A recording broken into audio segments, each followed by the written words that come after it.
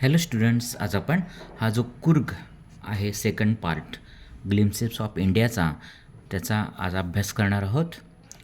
तर Coorg is coffee country famous for its rain forest and spices.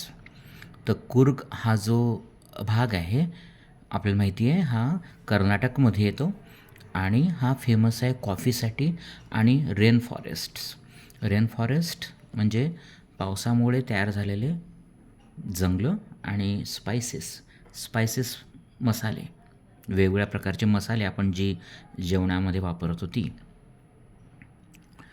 तर चला आपण सुरुवात करूया. Midway between Mysore and a coastal town of Mangalore sits a piece of heaven that must have drifted from the kingdom of God. हा कुर्ग भाग म्हणजे काय, तर मैसूर आणि जो समुद्रकिनारी असलेले मँगलोर शहर आहे यांच्यामध्ये असणारं एक सुंदर असं स्वर्गीय ठिकाण आहे. ठीक आहे, आणि जणू काही ते किंगडम ऑफ गॉडचा एक भाग आहे, म्हणजे स्वर्गाचा एक सुंदर असा एक तो आपल्या पृथ्वीवरती आलेला भाग आहे असं लेखक आपल्याला म्हणतो आहे. This land of rolling hills is inhabited by a proud race of martial men, beautiful women and wild creatures. So आणि ही लँड कोणाची आहे, तर लँड ऑफ रोलिंग हिल्स. खूप साऱ्या छान छान इथे एक प्रकारचे आपण म्हणूया हिल्स आहेत, डोंगर आहेत, आणि inhabited by proud race of martial men, beautiful women and wild creatures. तर तिथे अत्यंत प्राऊड अभिमानी अशी एक रेस आहे. रेस म्हणजे काय, जमात आहे मार्शल मेन योद्ध्या लोकांची, सुंदर स्त्रियांची आणि वाईल्ड क्रिचर्सची, जंगली प्राण्यांची. Coorg or Kodagu, the smallest district of Karnataka, is home to evergreen rainforest, spices and coffee plantations. आणि हा कर्नाटकाचा एक स्मॉलेस्ट असा भाग आहे, स्मॉलेस्ट डिस्ट्रिक्ट आहे, सर्वात छोटा असा जिल्हा आहे आणि home to evergreen rain forest. 12 महिने इथे हिरवगार असं जंगल राहतं. स्पायसेससाठी आणि कॉफी प्लांटेशनसाठी सुद्धा हा फेमस आहे. Evergreen rain forest cover 30% of this district. आणि ह्या डिस्ट्रिक्ट जिल्ह्याचे जवळपास 30% भाग जो आहे तो ह्या फॉरेस्टने व्यापलेला आहे.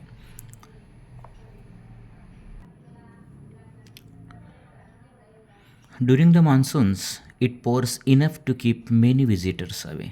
आणि मान्सूनच्या काळांमध्ये म्हणजे जून ते सप्टेंबरच्या काळापर्यंत पाऊस इतका पडतो की तिथे व्हिजिटर्स म्हणजे टुरिस्ट लोक तिथे जाऊ शकत नाही.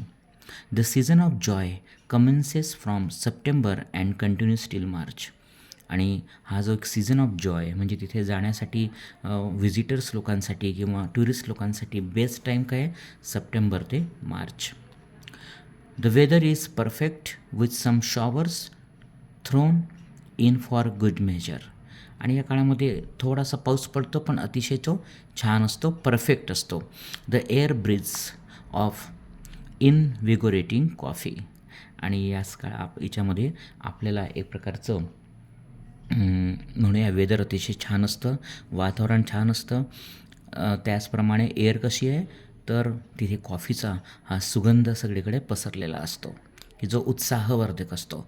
Coffee estates and colonial bungalows stand tucked under tree canopies in prime corners. तर इथे कॉफीची जी इस्टेट्स आहेत, इस्टेट म्हणजे कॉफीची एक प्रकारची शेती आहे. आपल्याला माहिती आहे की डोंगरांवरती किंवा रेन फॉरेस्टमध्ये ते उगवली जाते.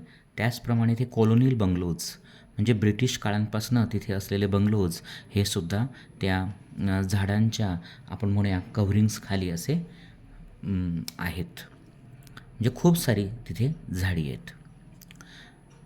The fiercely independent people of Coorg are possibly of Greek or Arabic decent.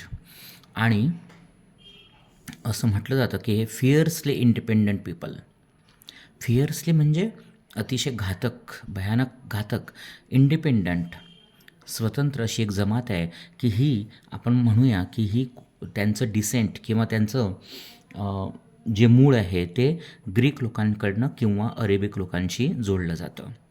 As one story goes, a part of Alexander's army moved south along the coast and settle here when return becomes impractical.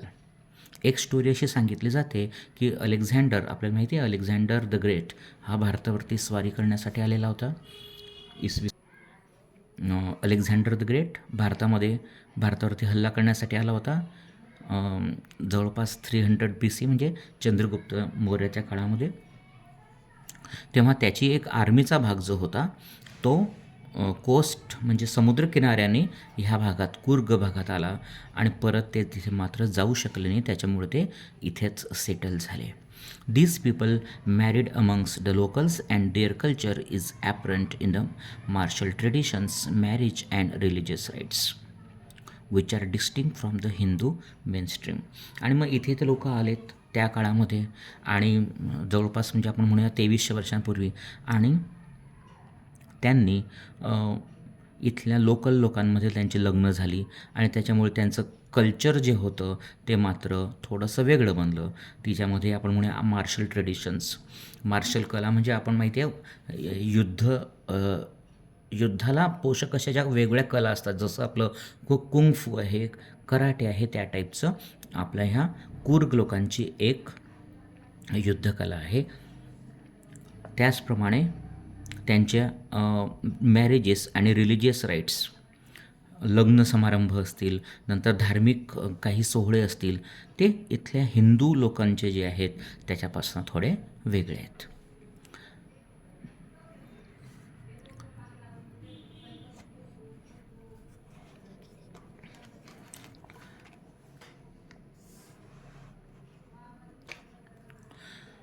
The theory of Arab origin draws support from the long black coat.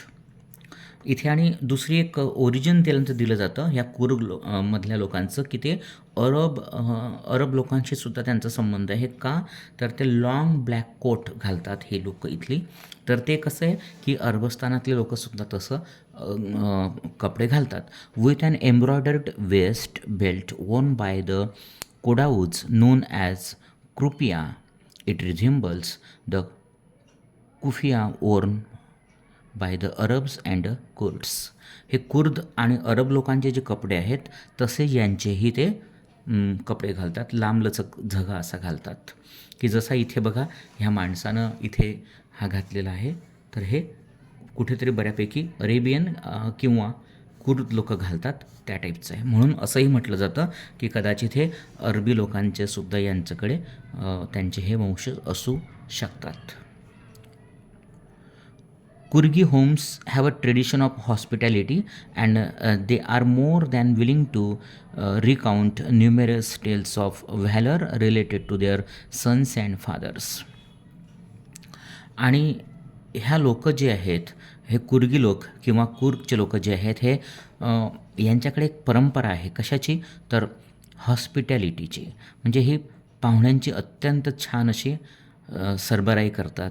आणि नंतर त्याचप्रमाणे त्यांच्याकडे valour म्हणजे शौर्यकथा कोणाच्या तर त्यांच्या मुलांच्या, त्यांच्या वडिलांच्या ज्या युद्धातल्या शौर्यकथा आहेत त्यासुद्धा यांच्याकडे खूप साऱ्या आहेत.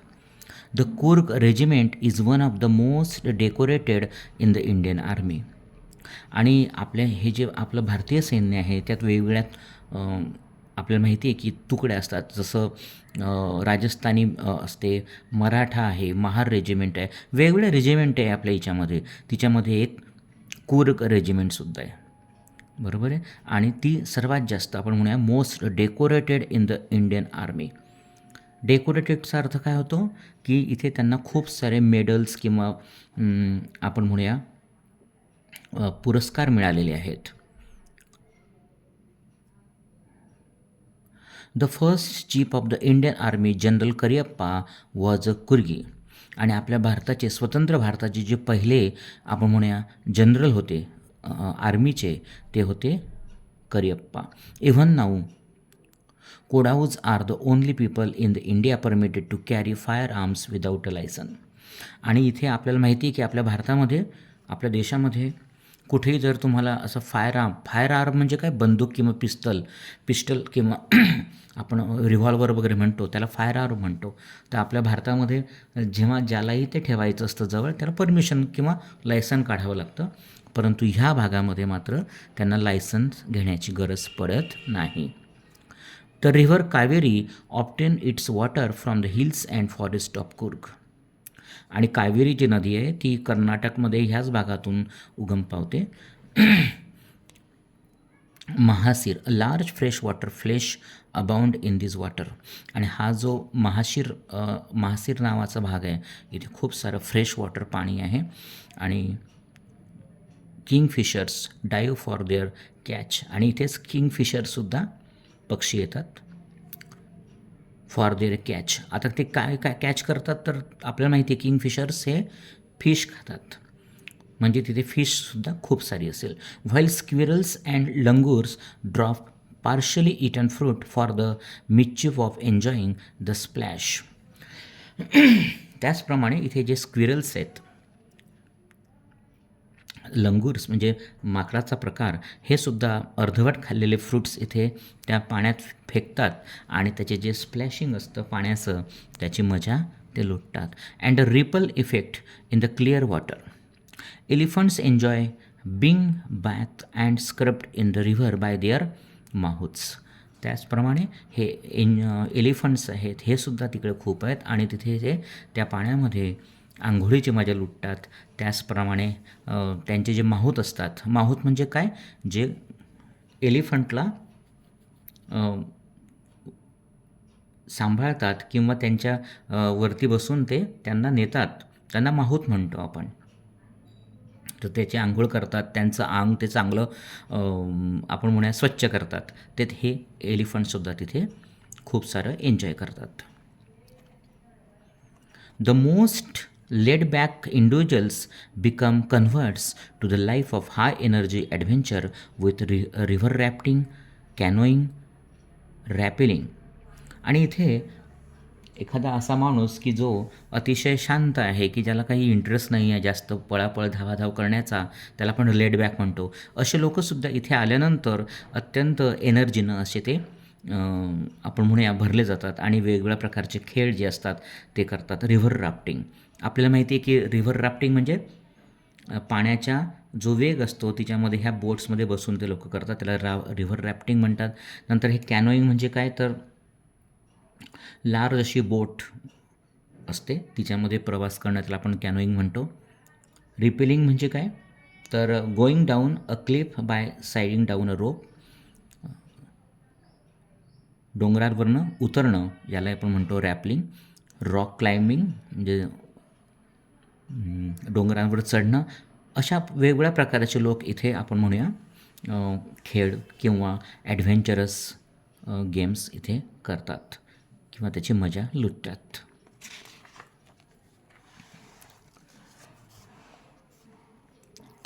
बायकिंग, नंतर बायकिंगसुद्धा इथे करतात. Numerous walking trails in this region are favourite with trekkers. आणि जे ट्रेकर्स लोक असतात की जे डोंगरांवर चालतात किंवा पायी पायी जातात, त्यांच्यासाठी अतिशय सुंदर असे हे इथे सुद्धा एरिया छान आहेत अशा लोकांसाठी. Birds, bees and butterflies are there to give you company. त्याचप्रमाणे जंगलं असल्यामुळे इथे बर्ड्स, वेगवेगळ्या प्रकारचे बर्ड्स आहेत. बीज आहेत, मधुमक्खी आपण म्हणतो, मधुमाशा आहेत. बटरफ्लाईज आहेत.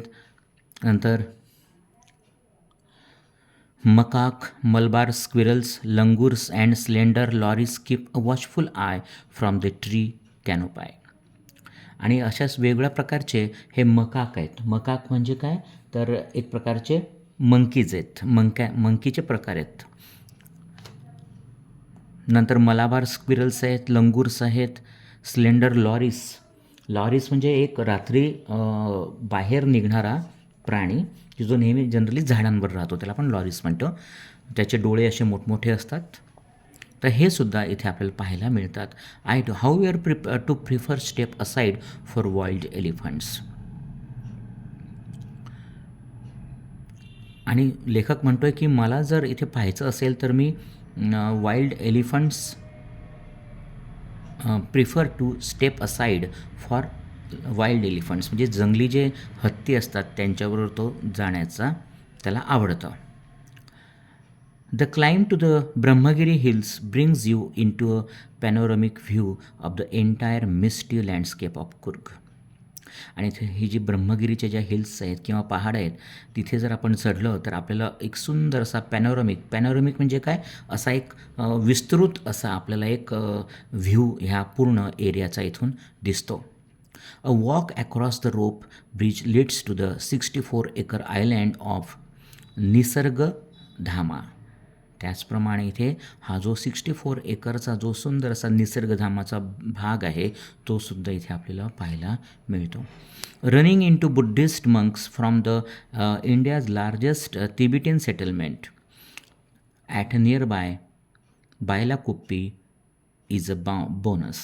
त्याचप्रमाणे इथे हे तिबेटचे आलेले जे आपण म्हणूया मंक्स आहेत, साधू आहेत, बुद्धिस्ट, ते सुद्धा इथे आहेत. The monks in red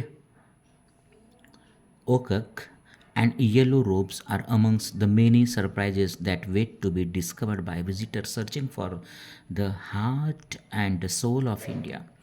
आपण इथे जंगल बघतो त्याचप्रमाणे हे वेगवेगळे जे साधू आहेत, बुद्धिस्ट साधू, लाल रंगातले किंवा पिवळ्या रंगातले त्यांचे कपडे आहेत ते सुद्धा इथे आपल्याला आश्चर्यचकित करून सोडतात. आणि हे अशा रीतीनं हा एक चॅप्टर आहे की हिच्यामध्ये कुर्ग हा जो भाग आहे कर्नाटकाचा त्याची पूर्ण माहिती आपल्याला हे लेखकाने इथे देण्याचा प्रयत्न केला आहे. तर इथे आपण थांबूया आणि नेक्स्ट व्हिडिओमध्ये आपण 3rd पार्ट जो आहे तो पूर्ण करूया. तोपर्यंत बाय बाय, थँक्यू.